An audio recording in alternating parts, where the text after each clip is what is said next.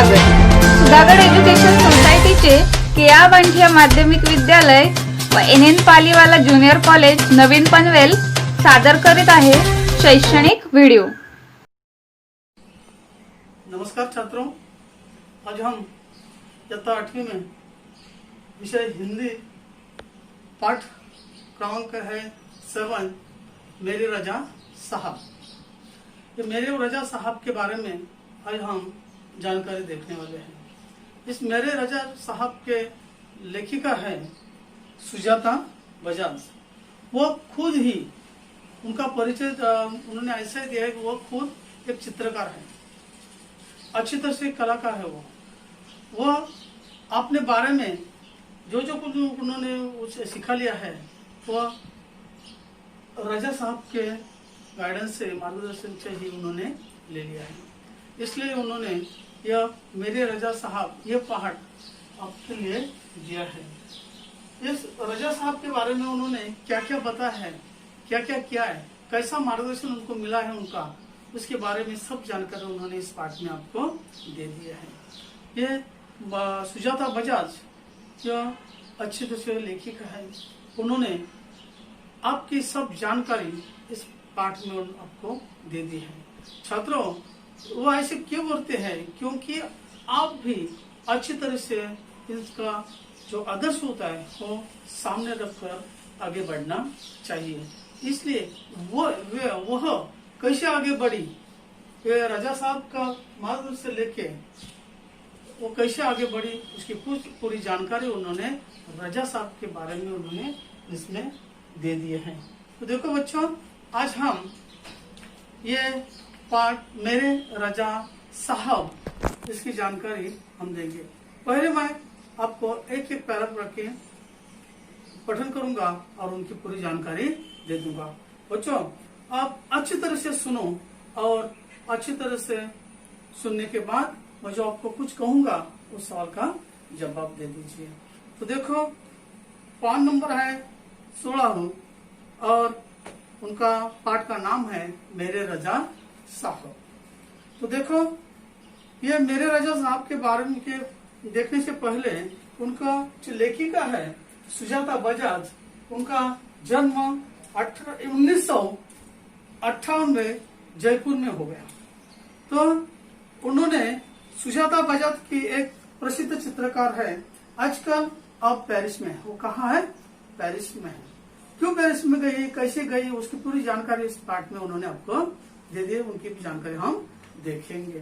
तो देखो छात्रों, इस पाठ की भी जानकारी देते समय उन्होंने ऐसा बताया है कि चित्रकार सैयद हैदर रजा के बारे में लेखिका सुजाता बजाज ने पूरी जानकारी दे दी है। तो हम उनकी जानकारी देखेंगे।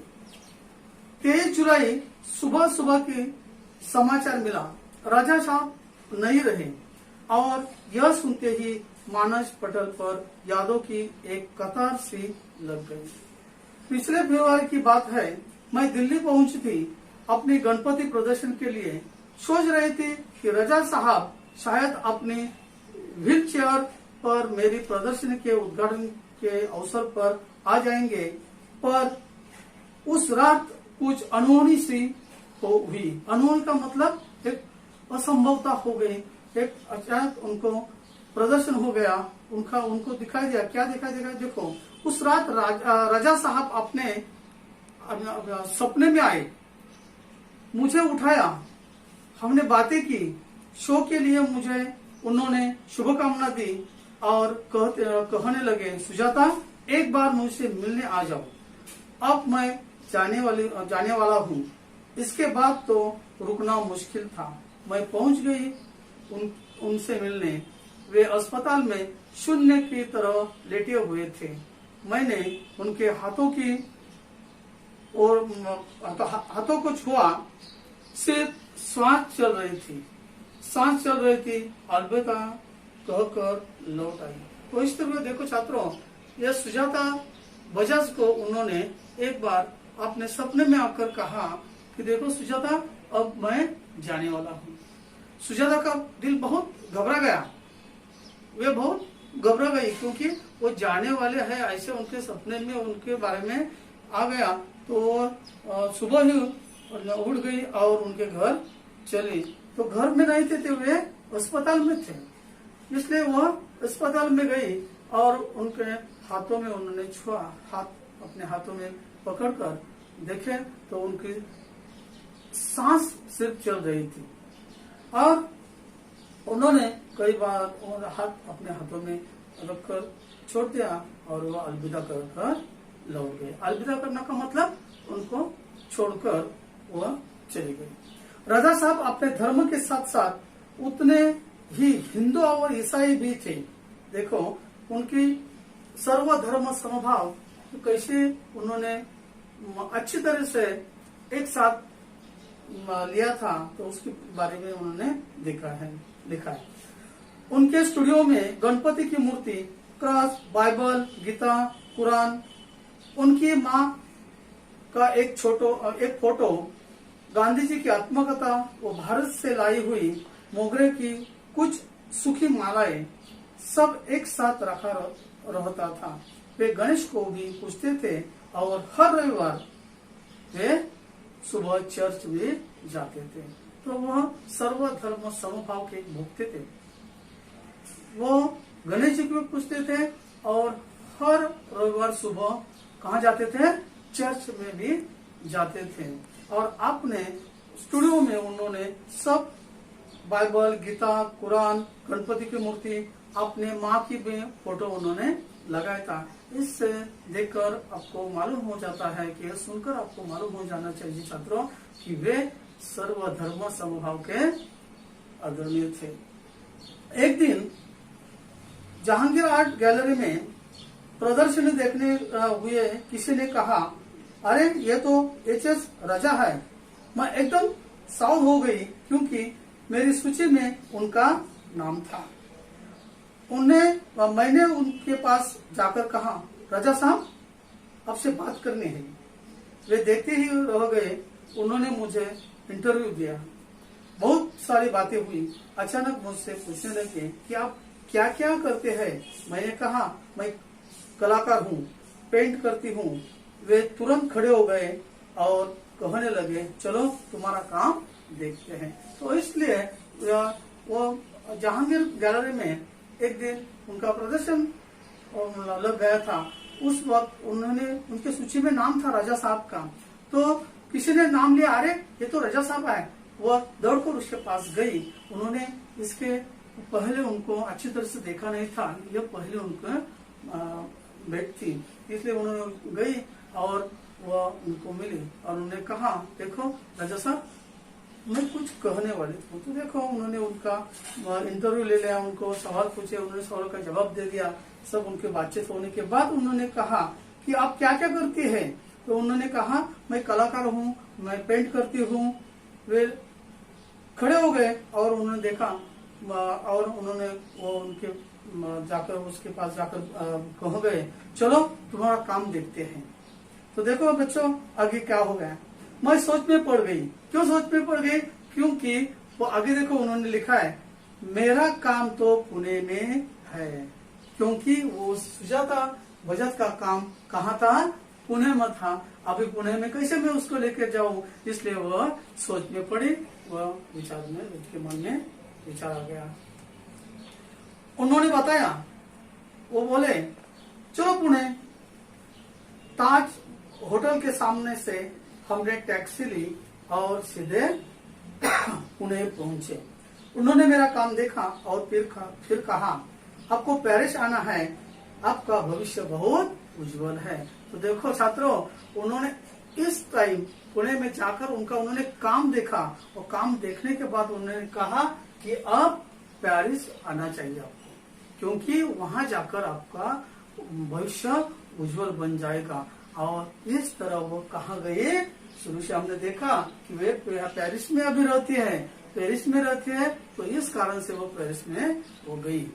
छोटी से छोटी भी बात भी उनके लिए महत्वपूर्ण हुआ करती थी। बड़ी तन्मयता और लगन के साथ करते थे वो सब कुछ। पेंटिंग बिकने के बाद पेंटिंग में भी उनकी रुचि हुआ करती थी। वो पैकिंग करते थे, उस पैकिंग करते समय भी वो क्या करते थे, वो पेंटिंग लगाते थे पेंटिंग लगाते थे, लगाने के बाद वो पूरा शो खत्म होता है, उस टाइम वो अपना पेंटिंग खुद निकालते थे और खुद पैकिंग करते थे, किसको हेल्प नहीं लेते थे। वो इस काम को मदद करना चाहता तो मना कर देते थे, किसी को हाथ नहीं लगा देते थे। बड़े करीब से घरे के साथ वे पैकिंग करते, कहते थे लड़की ससुराल जा रही है, उसे संभाल कर भेजना है। जब वे किसी को पत्र लिखते या कुछ और लिखते थे तो मत पूछिए, हर शब्द हर पंक्ति को नाप तोल कर लिखते थे। नाप तोल कर लिखना का मतलब अच्छी तरह से सोच समझ कर लिखना। तो सब काम उनका ऐसा होता है कि वो काम हर एक टाइम में होना चाहिए, हर एक वक्त में होना चाहिए, अच्छी तरह से होना चाहिए। ये सब कर उसकी अच्छी तरह से नजर रहती है। फूल उन्हें बहुत प्यारे लगते थे। और देखो छात्रों, उनको फूल को बहुत प्यार था, उनको फूल भी प्यारे लगते थे। मुझे याद है 22 अक्टूबर 1928 को मैं लंदन से पेरिस के गार्दिनो स्टेशन पर ट्रेन से पहुंची। राजा साहब स्टेशन पर मेरा इंतजार कर रहे थे। ट्रेन लेट थी पर वे वही डटे रहे। डटे रहना का मतलब वहीं पर बैठकर रहे थे, इधर उधर कुछ गए नहीं। ट्रेन लेट हो गई लेकिन भी वह वहां से हटे नहीं, तो वहां पे वह डटे रहे। मुझे मेरे हॉस्टल के कमरे में छोड़कर वे गए। तो इस तरह उनका जो सब पूरी जानकारी ऐसी है कि वह एक अच्छे आदमी थे। एक दिन मैं बीमार होकर अपने कमरे में पड़ी थी। रात 11 बजे रजा साहब मेरे लिए दवा भारतीय रेस्टोरेंट से खाना पैक करवा कर पहुंच गए। मेरे घर वालों को फोन करके कहा, आप लोग चिंता मत करें, मैं हूँ पेरिस में सुजाता की चिंता करने के लिए। तो देखो सभी के साथ वो अच्छी तरह से रहते थे, दूसरों के लिए उनके मन में बहुत प्यार था। उनके एक फॉर एग्जाम्पल भी उदाहरण दिया है कि एक बार वो बीमार पड़ गई। बीमार पड़ी तो उनको देखने के वहाँ कौन भी नहीं था, इसलिए रजा साहब खुद आए और आते समय खाली हाथ नहीं आए, तो वह दवा लेके आए और भारतीय, देखो छात्रों क्या उन्होंने कहा है, भारतीय रेस्टोरेंट का खाना लेकर वह उसके पास आए और उनके घर पे उन्होंने फोन लगाया कि देखो उनके पास मैं हूँ, उनकी चिंता मत कीजिए। हर बार जब मैं या रजा साहब पेंटिंग पूरी करते तो सबसे पहले एक दूसरे को दिखाते थे। क्यों दिखाते थे छात्रों? क्योंकि उसमें क्या गलती है वो सुधारने के लिए एक दूसरे से वे दिखाते थे। दोनों एक दूसरे के ईमानदार समालोचन थे। हमने मुंबई, लंदन, पेरिस और न्यूयॉर्क के में साथ प्रदर्शनों की पर कभी कोई विवाद नहीं हुआ। विवाद का मतलब झगड़ा, तो मैं अभी कभी नहीं हो गया। तो वह अच्छी तरह से एक दूसरे के साथ रहते थे, समझकर एक दूसरे को समझाते थे।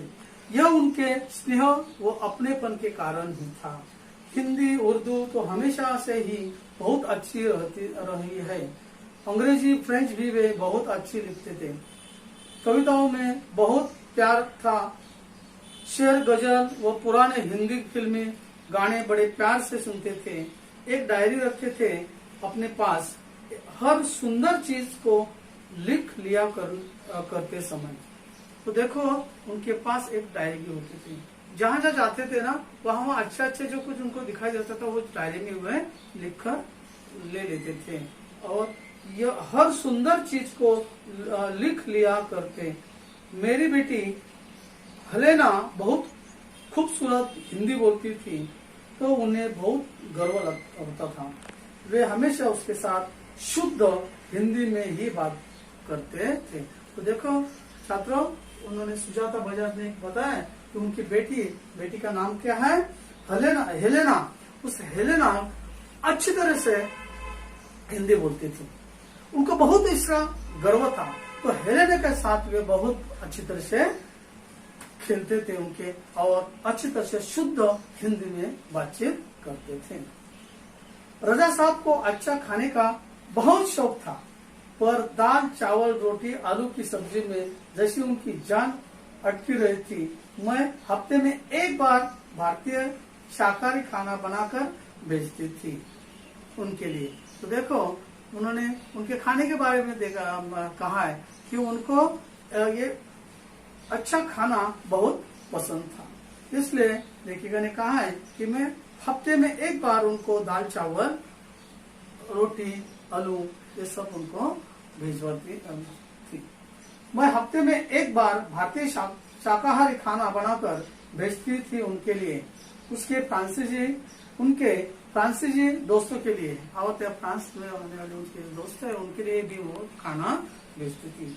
राजा साहब के कुछ पुराने फ्रांसीसी दोस्तों को उनके जाने की खबर देने गए तो फिर से एक बार उनकी दीवार पर राजा साहब की काफी सारी कृतियां देखने का मौका मिल गया। तो देखो छात्रों, एक बार उनके जो फ्रांसीसी दोस्त थे उन्होंने इस सुजाता बजाज को कहा कि देखो मैम अभी राजा साहब जाने वाले हैं, तो वो उनको मिलने के लिए वो वहां गई। तो उन्होंने कहा है कि उनके दरवाजे पर जो कुछ कृतियां थी उनको दिखाने का मौका फिर वापस उनको मिला। मैं हमेशा कहती, राजा साहब आप मेरे एंजल गार्जियन है। एंजल गार्जियन है का मतलब तुम मेरे एक गुरु है, अच्छी तरह से मेरे तुम कौन है, गुरु है, मार्गदर्शन करने वाले अच्छी तरह से मेरे गुरु है, ऐसे कहते थे। तो वो मुस्कान कर क्या कहते हैं, देखो बच्चों सन 2000 के बाद से कहते क्यों अब हमारी भूमिका बदल गई है, तुम मेरे एंजल गार्जियन हो, अब मैं नहीं है, अब तू है मेरे एंजल गार्जियन। तो ये देखो ये बड़ेपन का गुण होता है कि दूसरों को अच्छी तरह से शाबाशी देने का उनके पास जो गुण है, तो इस वाक्य में इस शब्द में आपको प्रकट हो जाता है। तो छात्रों देखो उस सुजाता बजाज ने आपके लिए हम के लिए सब ऐसा प्रदर्शन में रखा है कि हम भी समाज में रहते समय कैसा रहना चाहिए, कैसी बातचीत करना चाहिए, दूसरे के साथ कैसा रहना चाहिए, दूसरे को नीचा ऊंच ऐसा नहीं दिखाना चाहिए और आपका ही बड़प्पन नहीं करना चाहिए, तो दूसरे को समझकर लेना चाहिए और उनको भी आगे बढ़कर देना चाहिए। तो इसलिए छात्रों आज यह मेरे रजा साहब ये पाठ यहाँ पे खत्म हो गया है और इसके ऊपर जो कुछ सवाल है स्वाध्याय में जो कुछ सवाल है वो मैं आपको दे दूंगा। तुम अच्छी तरह से फिर वापस ये पाठ पढ़ो अच्छी तरह से और अच्छे से पढ़ने के बाद इनके सवाल का जवाब लिखो और मुझे तपासने के लिए भेज दो। तो इस पे यह अभी पाठ खत्म हो गया है छात्रों, धन्यवाद। आपले हक्काचे मराठी चॅनल रायगड ओवी न्यूज चॅनल सदैव आपल्यासोबत रायगड ओवी न्यूज चॅनल नेहमी पाहत रहा, लाईक करा, सबस्क्राईब करा आणि बेल आयकॉनवर क्लिक करायला विसरू नका।